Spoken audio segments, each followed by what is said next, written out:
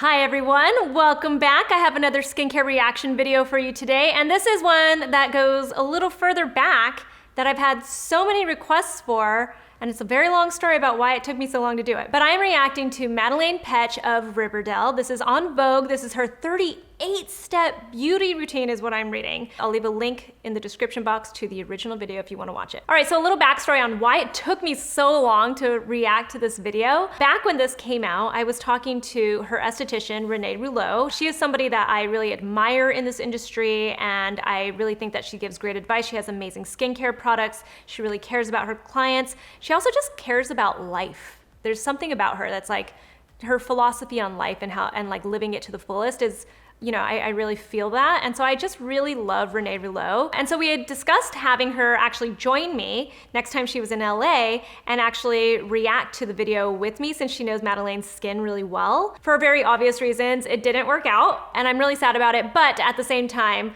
we can go into this video knowing that Madelaine is in really good hands with her esthetician at the very, very least. So I'm excited to go into this with you. Hi, I'm Madelaine Petsch. You may know me from CW's Riverdale as Cheryl Blossom, and today I'm going to be sharing with you some of my beauty secrets for a day full of meetings. So this is a little weird, but I always travel with a candle. I just feel like it makes me feel like I'm more at home. I'm in hotels a lot of my life.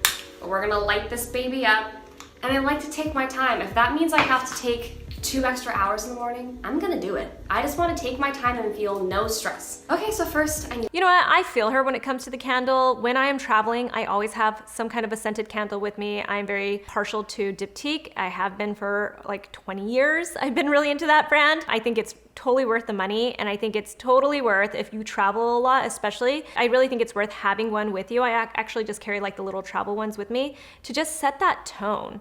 That no stress. We talk about this all the time. Your skincare routine, part of that is to like get yourself in a zone and feel good about yourself and reset. So I really love that she does that. Put my hair up. One of my little secrets, I love tools. Tools is my favorite thing on the planet. I use so many beauty tools. So first one is this really cool little like ice ball thing. I put it in an ice bucket today, but I usually keep it in my freezer, and it just kind of depuffs my face. If you don't have one of these at home, I just recommend sticking your face in an ice bucket for 20 seconds. Literally, that's it. Definitely started to take care of my skin when I booked the show. I feel like when you're on camera all the time and people are just like looking at all of your pores, it's nice to make sure you're taking care of it to the best of your ability. Although like breakouts and stuff you really can't control. Who cares? We all get breakouts. When your cheeks are sufficiently frozen, this step is complete. It's a very nice way to wake up, especially if you do the ice method. Big fan, big fan.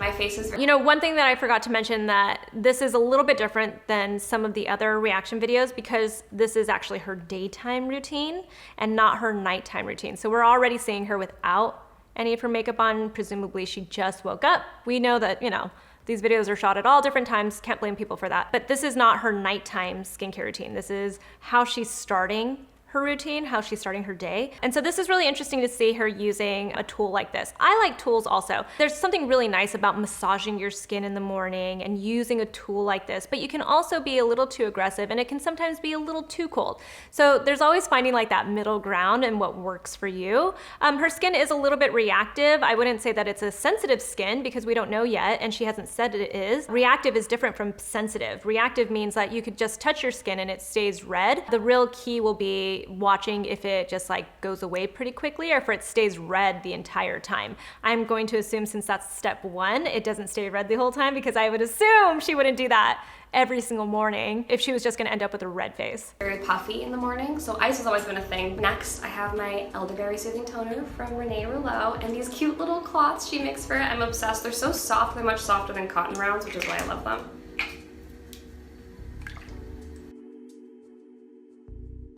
I use this all the time. It's soothing and my skin gets very red, as you can see, so this is really nice.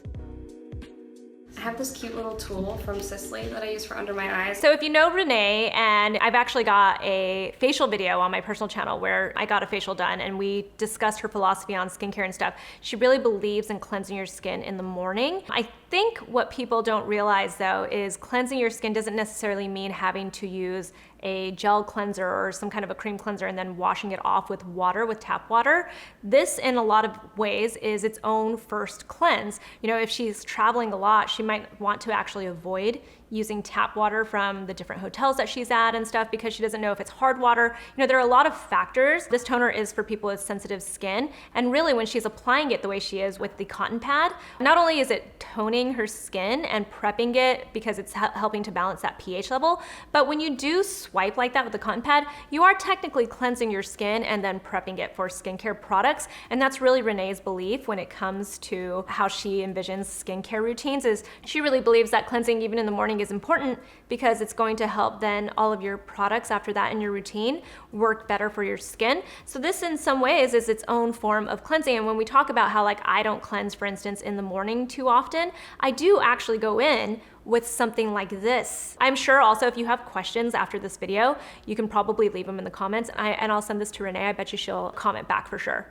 So she also points out her skin gets really red, as we were noticing, and she talks about how this soothes her skin. So this is why skincare can be very personal. You have to find the products and the ingredients that will work for your skin. My skin doesn't get red like this, and so I'm not usually looking for something that's gonna soothe it. And you can see that her skin has already calmed down a little bit as we're gonna go into her next step.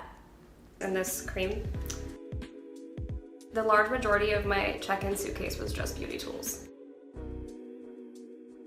Next, I go in with my vitamin C. There's nothing wrong with using different kinds of tools. This one is really nice. When people wake up with puffiness in their skin, especially puffy eyes, this is actually a really good tool to use. It's small, so you can get into that orbital bone area and really focus on your eye area. I actually think that those kinds of tools are really great, even more so than the eye cream. She doesn't mention what the eye cream is. I think we can assume it was a Renée Rouleau one, but maybe it wasn't.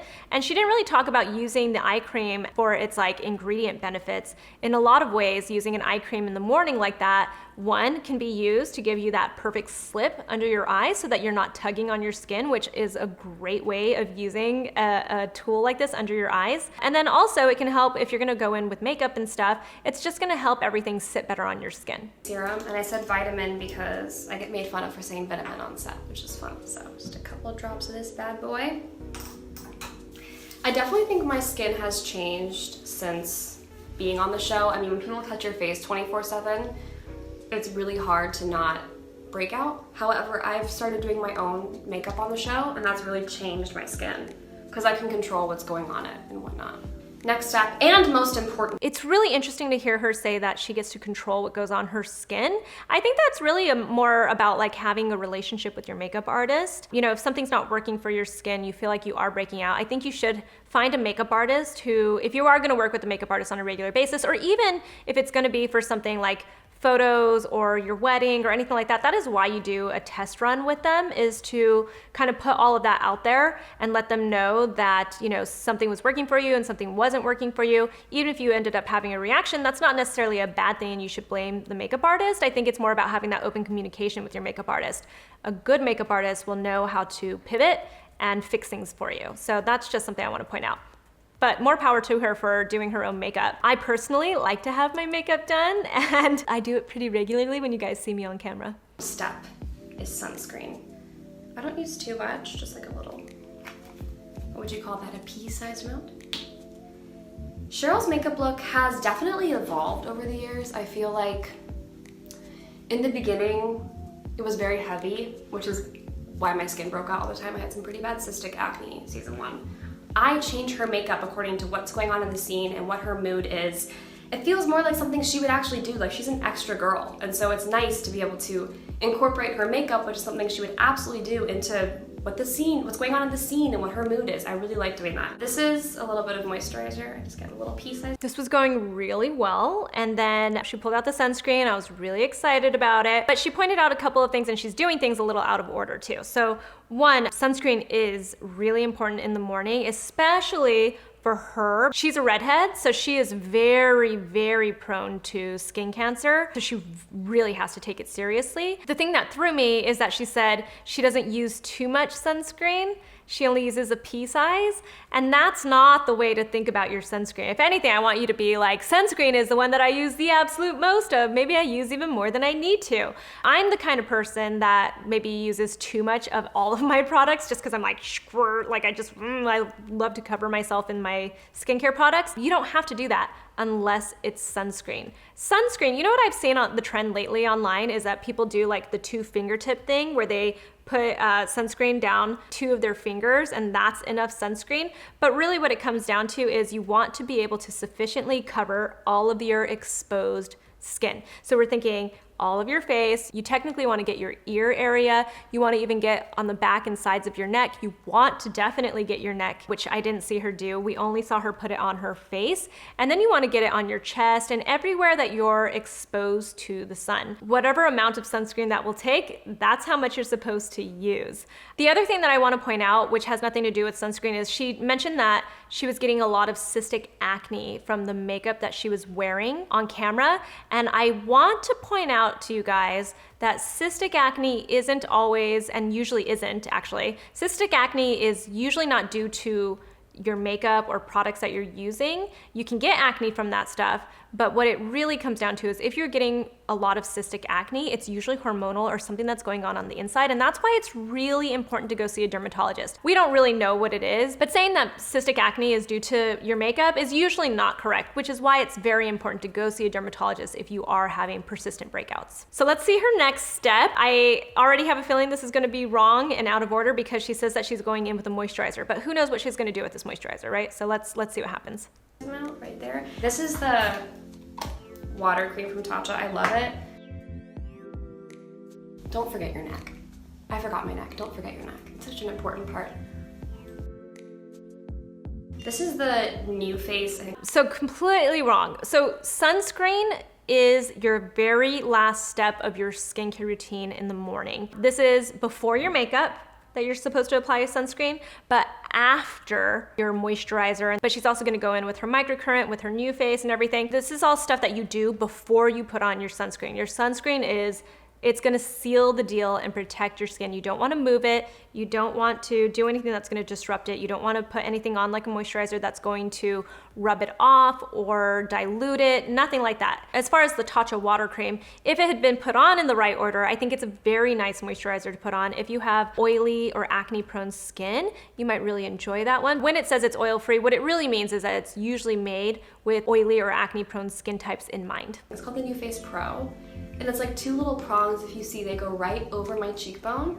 And it kind of just sculpts. I mean, even you can see here how that line is there, but it's not on this side, just from those 3 times I've done it. If I don't have face cream on, it shocks my face. So it's highly important to have your face cream on. I usually have it at like a medium level, and I do 7 times on each side, and then I go down to my chin.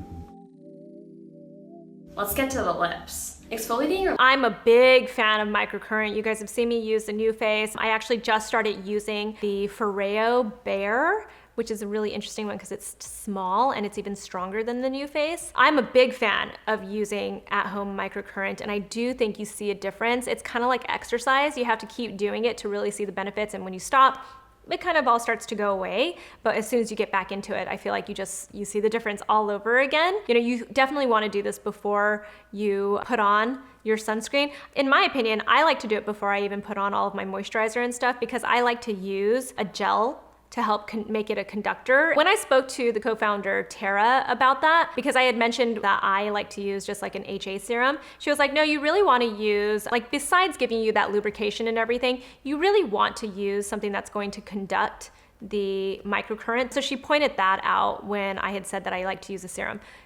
Can it be okay? Yeah, it definitely can, but if you're gonna use a tool like this, you might as well get the best benefits out of it. You don't have to use the gel that NuFACE sells. I've heard a lot of people say that they buy the kind of gel that you use for ultrasounds and stuff too, and you can get it on Amazon. But you wanna make sure that you're using something that's not just giving you the slip and protection, but it's also conducting the energy from the microcurrent. The only other thing I wanna point out is that, you know, I don't know if you heard, but it had a little beeping sound as she was talking and she was going. And the way you want to use your microcurrent device is you want to take it slowly. So the reason why you want to listen to that beep and go slowly is because it's telling you when to move to the next section. So she was kind of going fast with it, like if it is a massage tool, but it's not. You want to make sure that you are going slowly. Like if you get to the top of your cheekbone, for instance, you even hold it there until you hear that beep, and then you move it to the next section. So that's something to also keep in mind if you have one of these tools. Lips is so important, especially for like the plumpness and the size of your lips. I love this little, it's like really cute, this little lip scrubber thing. I think it's Nurse Jamie. So usually I will put hot water on this first, and then you just kind of scrub a dub. It's kind of like a little massage for your lips too. Look at that. Like all the blood comes to your lips and they just look better. I don't know. I do this twice a day. I'll do it before. I wear a lot of lipstick on the show. I wear a nice matte lipstick that just goes right into your lips. So I'll do this before, and then I'll also do it after, just to get rid of it.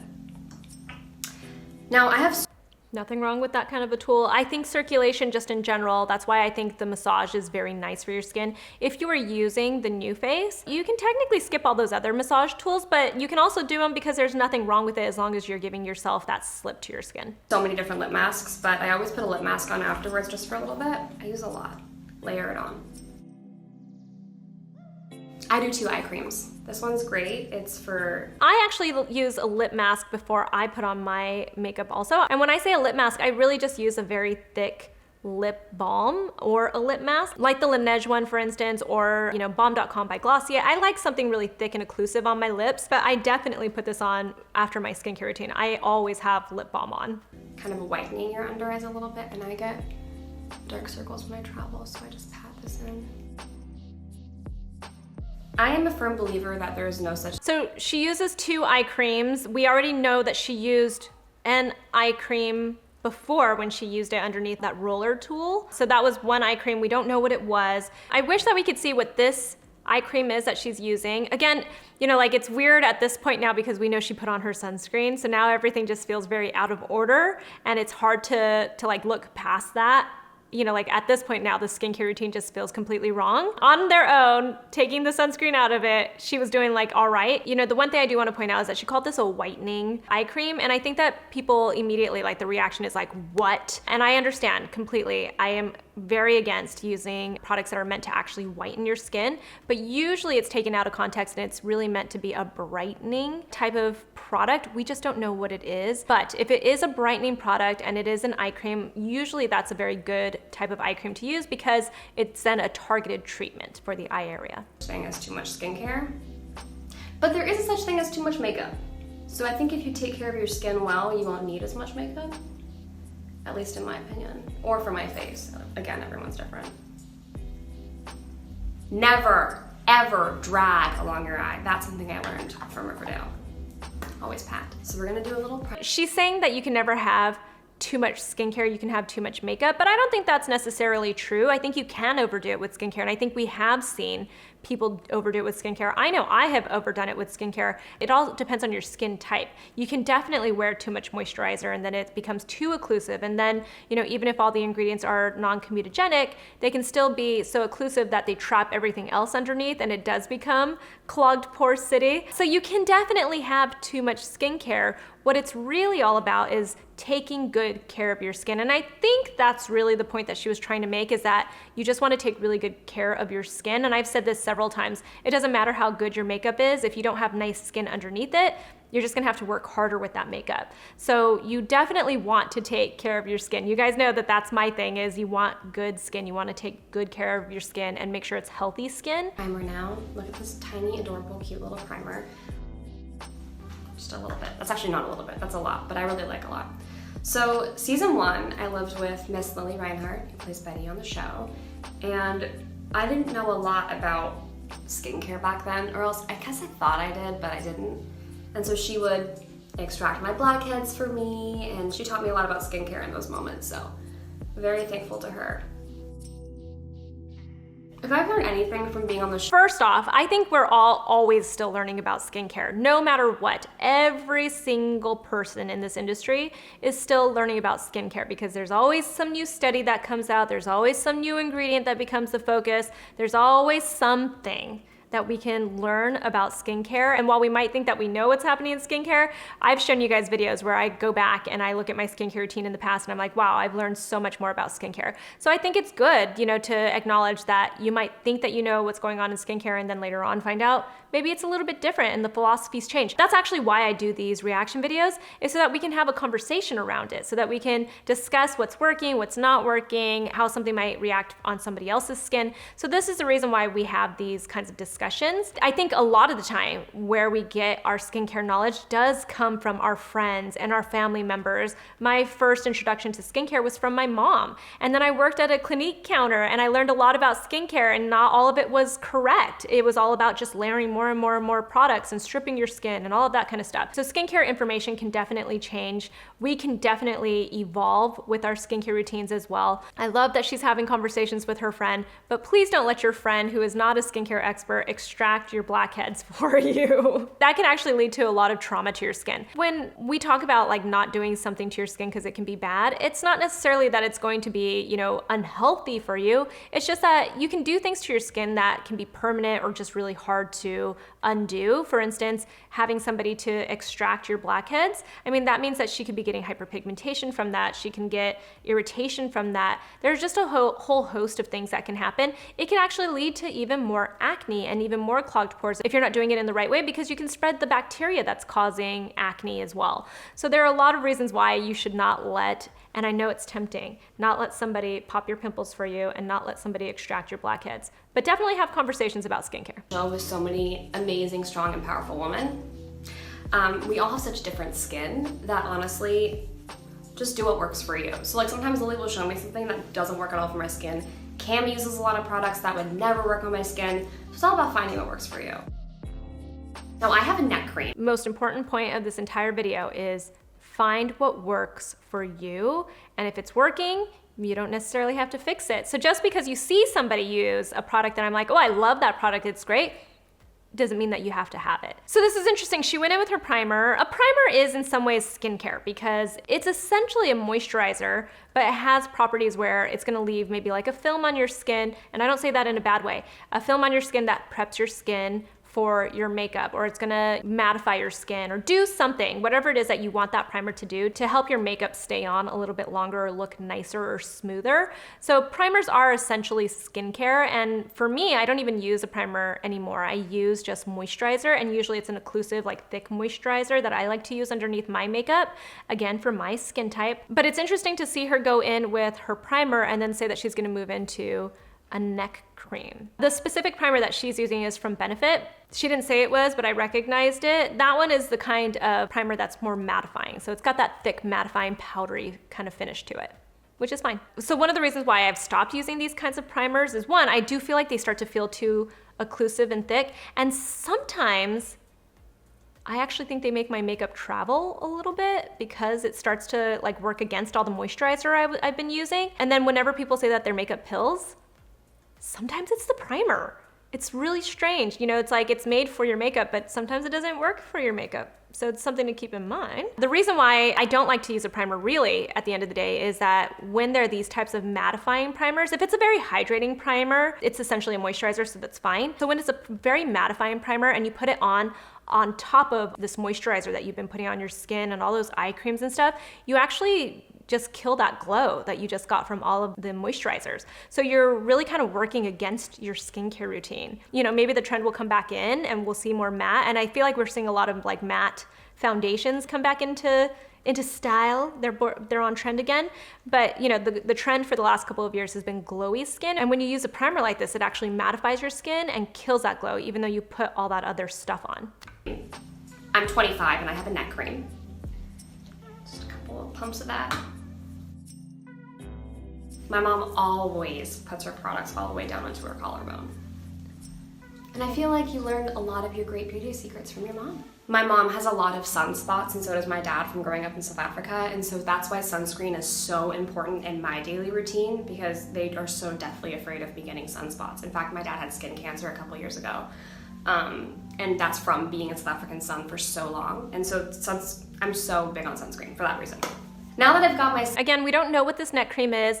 I prefer, instead of having a separate neck cream, you can indulge if you want to. I would prefer that you just bring all of your skincare products down to your neck. I put my gentle retinoids on my neck. I don't put anything that's really, really strong on my neck just because it can't handle it. The skin is too thin. I use all of my moisturizers on my neck. And P.S. I bring it all the way down to, you guys know, you've heard me say this, down to my nipples. So I get this entire area when I'm not on camera. You know, you can definitely use all of those products on your neck. I didn't realize that her family was from South Africa, and she's talking about like the South African sun, but really just being in the sun in general can be very bad for your skin, especially when you are a redhead. And she even mentioned that her dad got skin cancer and her mom has all of these sunspots. She wants to be very diligent with her sunscreen and make sure that she puts it on as the last step of her skincare routine, and definitely bring it down to the neck. You can use all the creams that you want on your neck, but if you're not wearing your sunscreen, it doesn't even matter. Skincare all on, and this is the base for my makeup. I'm just gonna roll it all in one more time because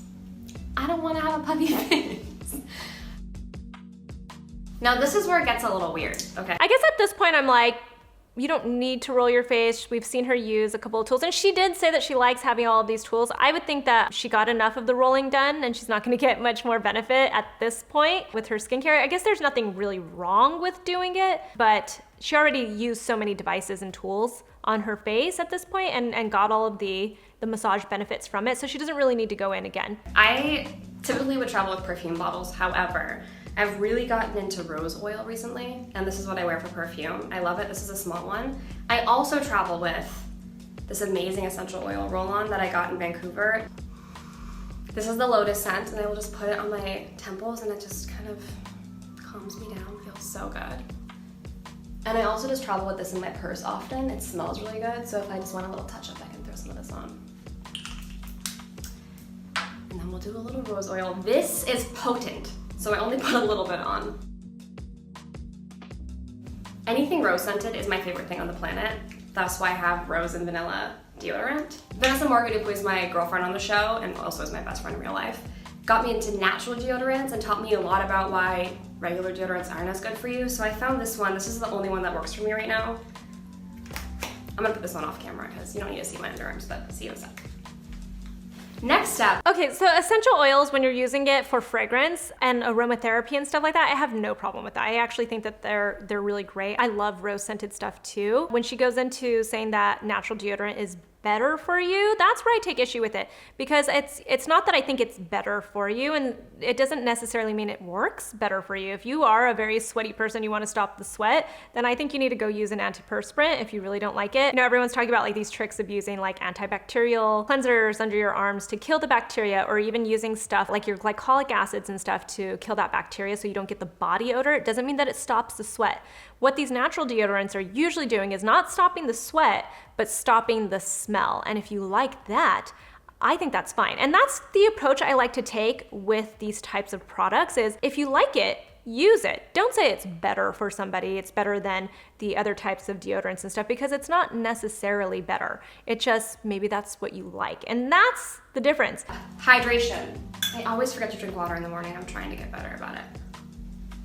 I take a probiotic every morning. Hydration is good. You guys heard me talk about it. Hydration is good. It's not gonna solve all of your skin issues, but it's nice to hydrate. It's good for your body.